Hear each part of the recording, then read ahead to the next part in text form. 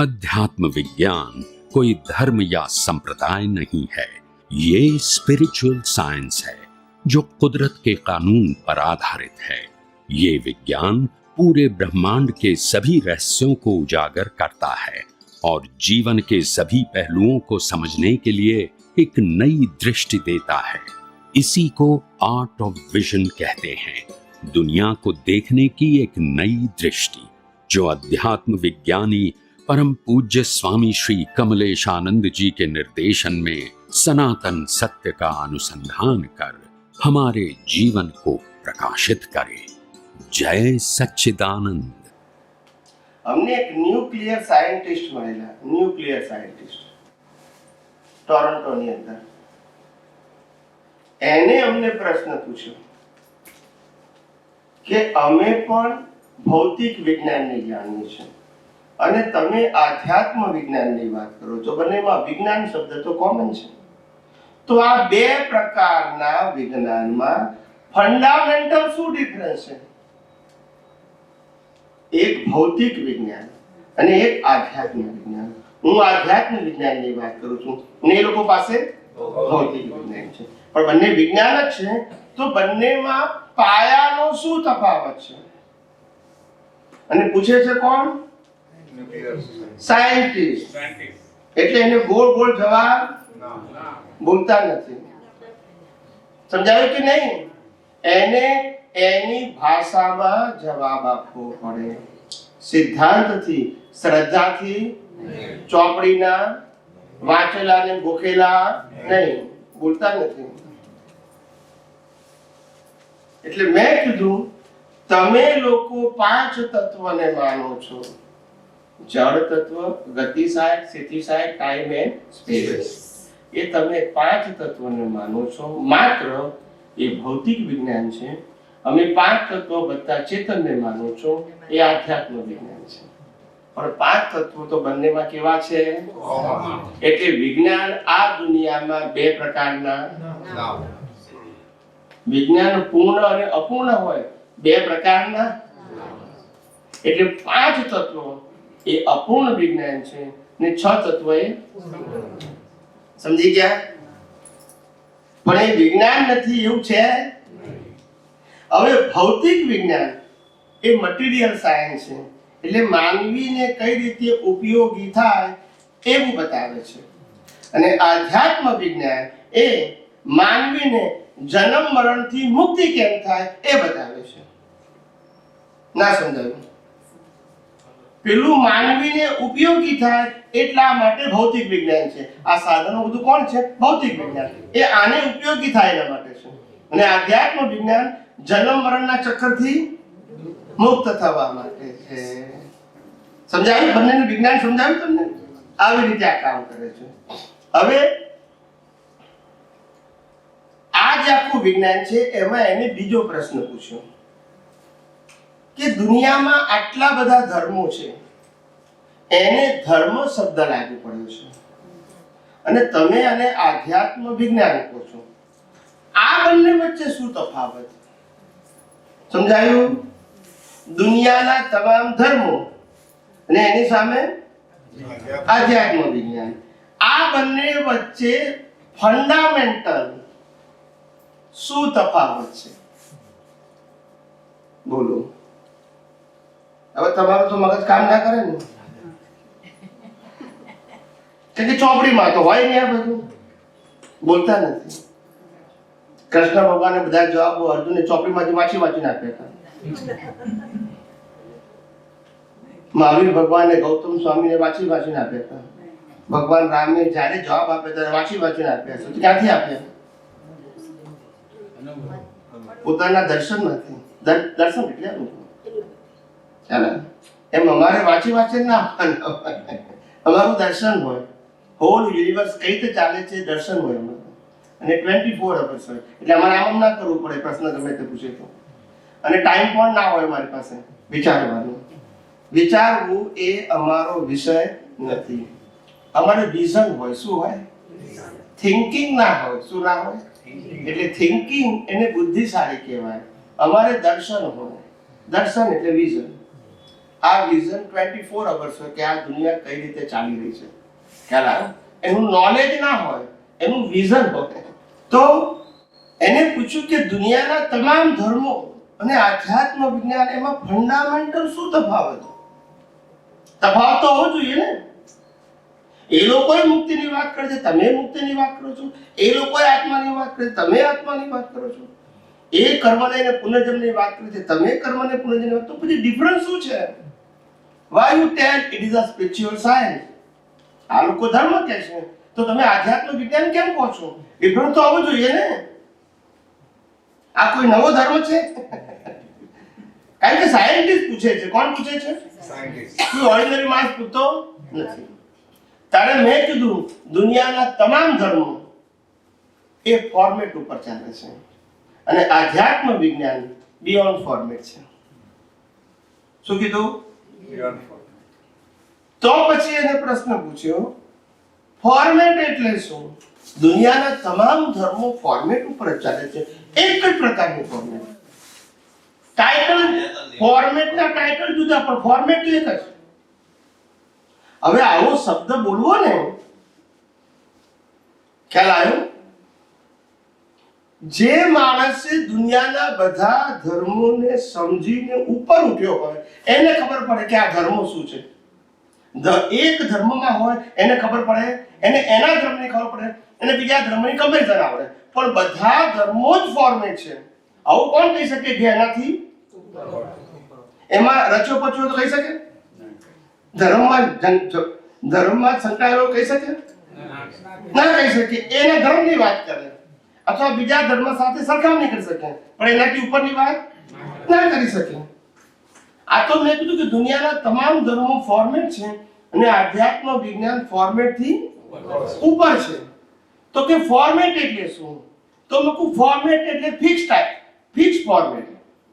બધા ધર્મોમાં એક ભગવાનનું ટાઇટલ હોય, યસ કે નો? એક ગુરુનું ટાઇટલ હોય, યસ કે નો? એક મંદિરનું કે ધાર્મિક સ્થળનું ટાઇટલ હોય, યસ કે નો? દરેક ધર્મમાં એક મંત્ર હોય કે નહીં? દરેક ધર્મમાં રિચ્યુઅલ્સ હોય કે નહીં? દરેક ધર્મમાં શાસ્ત્રનું કોલમ હોય કે નહીં? બોલો. દરેક ધર્મમાં ગુરુ શિષ્ય હોય કે નહીં? દરેક ધર્મમાં સંસ્થા હોય કે નહીં? દરેક ધર્મમાં વરઘોડા હોય કે નહીં? અને ફોર્મેટ કહેવાય. પછી કયો ધર્મ છે ઇમ્પોર્ટન્ટ? તમે આટલા બધામાંથી કોઈ એક ફોર્મેટને ફોલો કરો છો. તમે એનાથી ઉપર ગયા બોલતા નથી. બધા ફોર્મેટ આ જ હોય. અહીંયા રામ હોય તો કોઈ એને કાઢીને તો કૃષ્ણ મૂકી દે, તો કોઈ મહાવીર મૂકી દે, કોઈ શું મૂકી દે. પણ ભગવાન જોઈએ, પછી ગુરુ જોઈએ, મંદિર જોઈએ, મંત્ર જોઈએ, શાસ્ત્ર જોઈએ, રિચ્યુઅલ જોઈએ. ભલે બધાની નહીં પણ ટાઇટલ હોય. સંસ્થા જોઈએ, વરઘોડા જોઈએ, વર્તમાન ગુરુ શિષ્ય જોઈએ. આ બધું જોઈએ જ દરેક ધર્મોમાં. એને શું કહેવાય? અને આધ્યાત્મ શું છે? બિયોન્ડ. એમાં આ કશું આવે? એટલે આધ્યાત્મ વિજ્ઞાનમાં શું આવે? Beyond format. એટલે કુદરત, કુદરતી કાનૂન અને કુદરતી રચના. એમાં ફોર્મેટ શબ્દ આવે? મારી વાત બેઠી કે ના બેઠી? બોલતા નથી. કોઈને ઊભી રહી હોય તો થાકીને બેસે. હું સમજાવું છું એ અઘરું લાગે છે કે સહેલું લાગે છે? એટલે હંમેશા એક વસ્તુ ધ્યાન રાખવાની, અનુભવી પુરુષોની વાણી સહજ હોય, સરળ હોય અને સુગમ હોય. કારણ કે અનુભવમાંથી બોલતા હોવાથી એ ગોળ ગોળ, લાંબુ ટૂંકું, વાંકું ચૂકું બોલે. સીધું શીરાની જેમ બોલતા નથી. એમને હવે શું કહેવું એવું હોય નીકળ્યા જ કરે. શું છે વાણી? શું છે? આમ ચીપી ચીપીને, ગોઠવીને તૈયારી કરીને આવે એવું. સમજાય છે? સહજ, સરળ અને સુગમ હોય. કેવું હોય? અને એ વાણી નીકળતી હોય ને એને એ પોતે જોયા કરતા હોય. હું બોલ્યો, મારી વાણી, એવું બિલીફમાં. કારણ કે આ તો પ્લેયર બોલે છે, બોલતા નથી. કોણ બોલે છે? આત્મા બોલતા નથી. આત્મા બોલે તો પછી દશા બેઠી જાય, એ બોલે.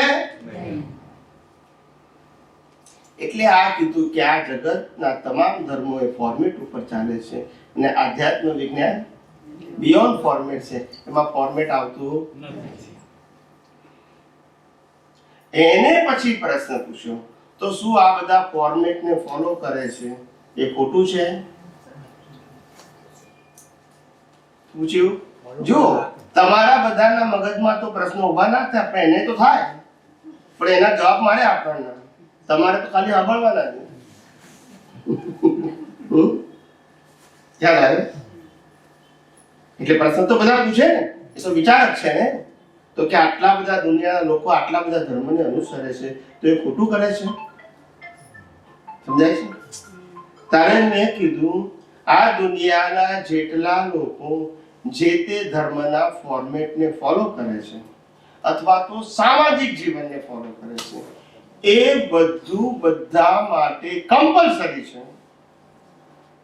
શું છે? પણ ભૂલ ક્યાં છે? એને પુરુષાર્થ માને છે ત્યાં ભૂલ છે. ભૂલ ક્યાં છે? એને પુરુષાર્થ માને છે. પુરુષાર્થ તો આ જગતને 6 તત્વથી જોવું, કુદરતી કાનૂનથી ચાલે છે અને બધી અવસ્થાને કુદરતી રચના જોવી એ પુરુષાર્થ છે. પણ ક્રિયાને પુરુષાર્થ માને છે, બસ એ ભૂલ છે. સમજાયું? સમજાયું? ભૂલ ક્યાં છે? ક્રિયાને. હવે સમજી ગયા? ક્રિયા ખોટી છે, ક્રિયા સાચી છે, એ બંને સબ્જેક્ટ આવતો નથી. ક્રિયા માત્ર મન વચન કાયાની અવસ્થા માત્ર. પછી સાચું ખોટું રહ્યું? મારું તારું રહ્યું? ઊંચું નીચું રહ્યું? કુદરતી રચનામાં પુરુષાર્થ શબ્દ હોય? કુદરત કરાવડાવે અને આપણે કરીએ એને પુરુષાર્થ કહેવાય? આ કારમાં પેટ્રોલ પોરીએ તો દોડે કે ના દોડે? તો કાર એવું કે હું દોડું છું? બોલો. પણ કુદરત કહે છે કે આ કારની અંદર હવા પાણી ખોરાક હું આપું છું, તો એ કહે છે હું દોડું છું. આ તકલીફ છે. બોલતા નથી બધા. આ કારને પેટ્રોલ કોણ પૂરું પાડે છે? બરાબર છે. તો પછી કાર એમ કેમ કહે છે કે હું દોડ્યો, હું બોલ્યો, હું વિચાર્યો, એવું કેમ બોલે છે? અજ્ઞાન છે. બાકી કાર પાસે ફ્રીડમ હોય? આ તો કાર શું કહે છે? ટાયર હું ચલાવું છું, હોર્ન હું ચલાવું છું, ગિયર હું ચલાવું છું, એટલે તું ચલાવે છે?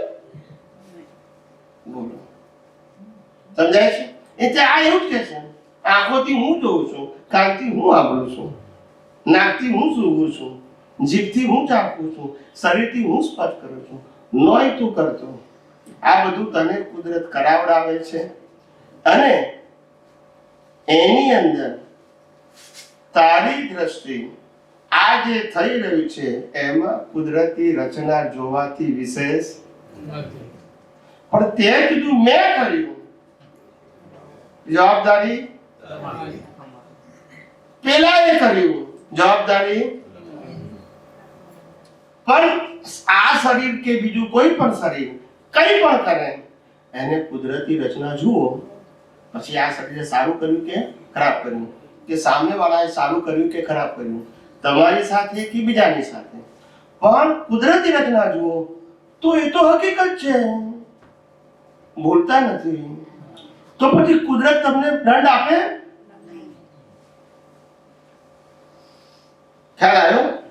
અને કે સાચું મેં કર્યું, ખોટું પેલાએ કર્યું, તો કુદરત દંડ આપશે. કુદરત કે છે સાચું હું કરાવું છું, ખોટું હું કરાવું છું, ને આ કે છે મેં કર્યું તે કર્યું.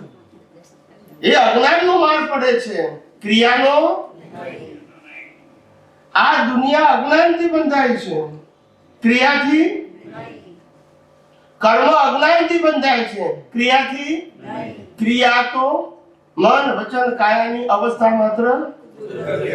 એમાં આપણી પાસે સ્વતંત્રતા છે જ નહીં. તો પછી એનાથી કર્મ કેવી રીતે બંધાય? એ તો કર્મ ભોગવે છે. ગયા અવતારના કર્મના પ્રોગ્રામ પ્રમાણે આ ચાલે છે. એમાં આની પાસે કરવું ના કરવું ઓપ્શન છે? બોલતા નથી. રામ પાસે ઓપ્શન હતો કે રાવણ સાથે યુદ્ધ કરવું કે ના કરવું, વનમાં જવું કે ના જવું, હરણ પાછળ દોડવું કે ના દોડવું, બોલતા નથી.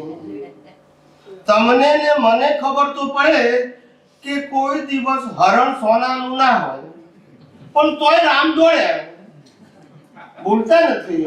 હા કે ના તો બોલો. આ રામ દોડ્યા કે રામને કુદરતે દોડાયા? ના, આપણે શું કહીએ છે? દોડ્યા. એ ના દોડ્યા હોય તો આ રામાયણ નહીં થાય. ના સમજાયું? આ રામાયણ થવાનું નથી એટલે દોડ્યા. જે તમને ને મને ક્યાં નતું એવું નહીં, પણ કુદરત આને કોણ ચલાવે છે? તો પછી ચોઈસ છે? બોલતા નથી. ખ્યાલ આવ્યો? કૃષ્ણ ભગવાનનો જન્મ ક્યાં થયો? ચોઈસ ખરી? એમના મા બાપ ક્યાં હતા? બોલો. તમારા મા બાપ જેલમાં હોય અને તમારો જન્મ જેલમાં થાય તો લોકો શું કહે? બોલતા નથી. આની સાથે વ્યવહાર રખાય? જેના મા બાપ જ જેલમાં, જન્મ જ જેલમાં. ખ્યાલ આવ્યો? ખ્યાલ આવ્યો? કેવી ટ્રેજેડી! જન્મ જેલમાં, જન્મતાની સાથે પારકા માતા પિતાના ઘેર રહેવાનું, કલર કાળો, શું કીધું? અને જેની સાથે પ્રેમ એની સાથે લગ્ન નહીં. ના, જો બોલતા નથી. સાચું ખોટું? અને જન્મ ક્યાં થયો હતો? ના, ગામની વાત કરું છું. અને સેટલ ક્યાં થયા? દ્વારકા. ક્યાં મથુરા ને ક્યાં દ્વારકા? પેલું ઉત્તર પ્રદેશ ના ગુજરાત. ખ્યાલ આવ્યો? આ એમને કર્યું કે કુદરતે કરાવડાવ્યું? 5 પાંડવોમાં સૌથી મોટા કોણ? ને યુધિષ્ઠિર ઓળખાય કઈ રીતે? બોલો. ધર્મરાજા. એ ધર્મરાજા જુગાર રમવા બેઠા ને એટલું રમ્યા કે પત્નીને મૂકી દીધી, તોય ધર્મરાજા. અને આજે કોઈ આવું કરે તો ધર્મરાજા કે અધર્મરાજા? હકીકત છે કે નહીં? આપણી પાસે જોવાની દ્રષ્ટિ જ ક્યાં છે? સમજણ નથી. એટલે આ બધું કુદરત કરાવતા છે. માટે એ બધા મુક્તિને પામ્યા. આ તો ઉદય હતો. લાખો લોકોની હિંસા થઈ મહાભારતમાં, રામાયણમાં થઈ. પાંડવો મોક્ષે ગયા, રામે મોક્ષે ગયા. કારણ કે મન વચન કાયાની અવસ્થા માત્ર જેનો કોઈ બાપો રચના નથી અને તે વ્યવસ્થિત છે. ને હું એનાથી મુક્ત એવો હું શુદ્ધાત્મા મારું તો આ ગમે તે કરે મારી ક્યાં જવાબદારી છે? હું આનો માલિક થઉં તો ઉપાધિ છે. બોલતા નથી. હું કરું એ નહીતર ક્રિયા એ અજ્ઞાનતા નથી. ક્રિયા તો મશીન કરે છે, પણ હું માનું છું કે હું કરું એ અજ્ઞાનતા છે. આ સત્તા સંપત્તિ સંબંધ સાધન મળે છે અજ્ઞાન નથી, પણ એ મારા છે એ અજ્ઞાન છે. બોલતા નથી. શરીર મારું નહીં ને સત્તા સંપત્તિ સંબંધ સાધન મારા હોય એટલે આ દશા બેઠી છે. નથી એને માને છે. મારી વાત સમજાય છે કે નથી સમજાતી? સમજાય છે ને મારી વાત? એટલે આવી રીતે અનાદિકાળથી આપણે આ બધું ઊંધું સમજ્યા છે અને એની આ દશા છે સાહેબ. ઝઘડા ધર્મના નથી, ઝઘડા માન્યતાના છે. ધર્મ એને કહેવાય તારે, ધર્મ એને કહેવાય અભેદ બનાવે, ધર્મ એને કહેવાય જોડે, સંપ્રદાય એને કહેવાય તોડે, સંપ્રદાય એને કહેવાય ભેદ પાડે, સંપ્રદાય એને કહેવાય જુદાઈ ઊભી કરે, સંપ્રદાય એને કહેવાય મારું તારું કરે. બોલતા નથી.